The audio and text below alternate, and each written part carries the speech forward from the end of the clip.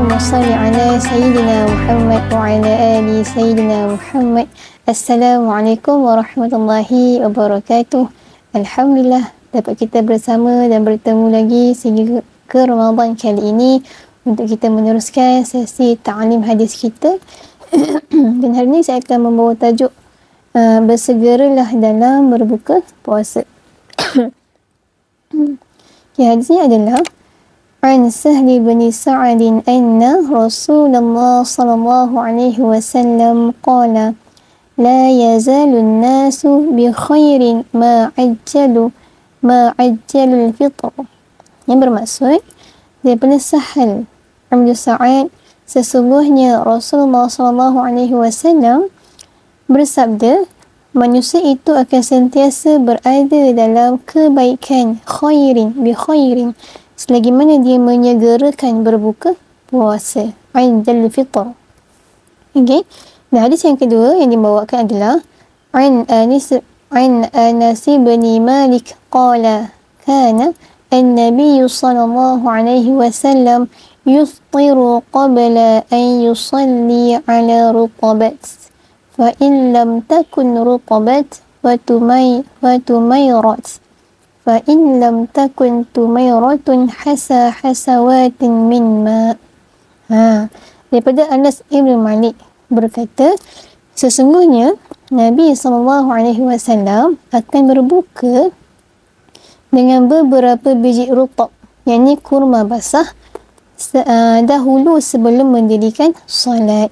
Sekiranya tiada rutab, maka baginda akan mengambil tamar, yakni kurma kering, dan sekiranya tiada tamar, maka baginda akan berbuka dengan beberapa teguk air. Okey, hadis yang pertama tadi daripada hadis Sahih Al-Bukhari, dan hadis yang kedua daripada Jami' At-Tirmizi, hadis sahih juga insya-Allah. Okey. Maka dapat kita fahami daripada hadis ini bahawa Nabi menggalakkan kita, mengingatkan kita untuk kita bersegera berbuka puasa bila mana tibanya waktu berbuka. Jangan berlengah-lengah. Kenapa Nabi menggalakkan kita untuk berbuka segera? Kan, buka puasa segera kerana antaranya adalah sebagai satu tanda aras yang membezakan antara ajaran Islam dengan agama lain. Sebab apa? Sebab agama lain pun mereka turut berpuasa. Kan? Kita pun berpuasa juga. Tapi membezakan antara mereka dan kita Islam adalah mereka tidak segera berbuka puasa. Maka kita perlu bersegera dalam berbuka puasa. Sabda Rasulullah SAW, agama ini akan sentiasa berada dalam kukuh selagi mana manusia menyegerakan berbuka puasa.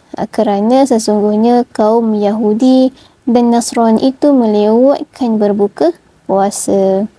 Okay, dan galakkan yang dianjurkan oleh Nabi ini benar-benar dipraktikkan oleh para sahabat. Abu Raja' menceritakan, aku pernah menyaksikan bagaimana Ibnu Abbas berbuka puasa di bulan Ramadan. Beliau akan dihidangkan makanan untuk berbuka dan kemudian beliau akan memerintahkan seorang pemantau untuk memerhatikan waktu matahari terbenam. Apabila pemantau tersebut mengumumkan bahawa waktu berbuka telah masuk, Ibnu Abbas segera berkata, makanlah kamu semua. Kemudian dia berkata, sesungguhnya kami berbuka dahulu sebelum solat. Nak katanya betapa menjaganya sunnah Nabi dalam berbuka awal, berbuka segera puasa, sehingga Ibnu Abbas memerintahkan seorang pemantau untuk melihat keadaan matahari. Bila masuk waktu maghrib, terus disegerakan berbuka. Masya Allah. Okay. Al-Imam Ibn Hajar juga menukilkan hikmah mengapa Rasulullah SAW menggalakkan umatnya menyegerakan berbuka puasa. Iaitu Al-Muhallab berkata, dan hikmah menyegerakan waktu berbuka puasa adalah supaya waktu siang itu tidak melebihi waktu malam, iaitu agar tidak terlalu panjang waktu berpuasa. Kerana itu adalah lebih mudah buat orang yang berpuasa dan lebih segar dan kuat bagi orang yang berpuasa itu untuk melaksanakan ibadah. timbul satu persoalan. Bagaimana pula dengan orang yang terlewat berbuka puasa disebabkan kerana halangan-halangan yang tertentu? Macam mana? Okay, dalam perihal ini, Imam Asy-Syafi'i ada menegaskan. Kata Imam Syafi'i di dalam kitab bahawa menyegerakan berbuka puasa itu adalah sunnah yang digalakkan dan tidaklah menjadi makruh bagi mereka yang lewat berbuka puasa, melainkan sekiranya mereka sengaja melewatkan berbuka puasa, maka hukumnya adalah makruh. Maksudnya apa? Segera berbuka puasa adalah sunnah Nabi. Maka kita kena cuba untuk menyegerakan berbuka. Namun jika ada tuntutan tertentu, halangan tertentu yang menghalang kita untuk berbuka segera, maka tidak mengapa, tak ada masalah. Tapi kalau sengaja kita lewatkan berbuka, iaitu yang itu hukum makruh.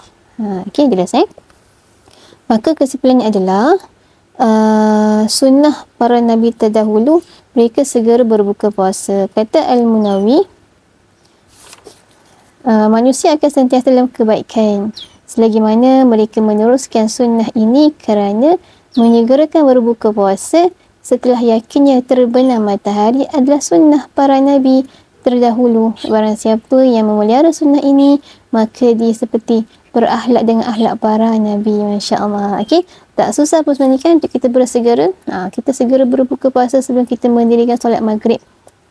Walaupun sebiji kurma, walaupun seteguk air, yang penting kita berbuka sedikit. Okey, barulah kita boleh menunaikan solat maghrib dan seterusnya. Tapi namanya dalam kita berbuka, kita perlu kata kita segera berbuka, tapi kita mungkin kadang-kadang kita terleka dengan berbuka sehingga melewatkan maghrib. Itu pun satu isu yang kita perlu jaga. Itu yang kita perlu jaga. Kita bersegera dalam berbuka, dalam masa sama kita perlu jangan berlengah-lengah lah. Sebab kita nak solat maghrib pula lepas tu. Okay, so waktu maghrib pun tak panjang kan. Kita berbuka dan dalam sama kita menjaga juga untuk menyegerakan solat maghrib. Okay, insyaAllah. Wallahu a'lam. So kita tangguhkan kat sini dulu kita punya sesi ta'alum hadis kita. InsyaAllah moga ada sesuatu yang boleh kita ambil dan manfaatkan. Allahumma salli ala Sayyidina Muhammad wa ala ali Sayyidina Muhammad. Assalamualaikum warahmatullahi wabarakatuh.